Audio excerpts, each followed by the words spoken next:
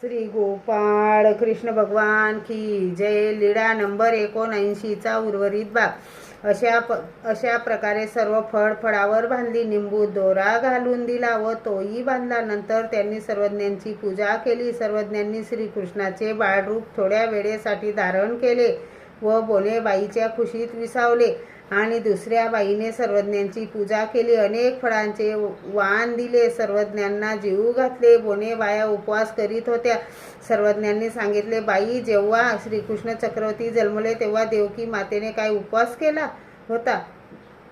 Page तरी घेतली होतीच ना? मग त्या जेवल्या. दुसऱ्या उपवास करणाऱ्या व्रतस्थ बाईने सर्वज्ञांना सकाळी तेल उठणे लावले, आंघोळ घातली, पूजा वसर केला. नंतर सर्वज्ञांचे जेवण झाले आणि त्याही देवाच्या पंक्तीत जेवल्या. श्री गोपाळ कृष्ण भगवान की जय.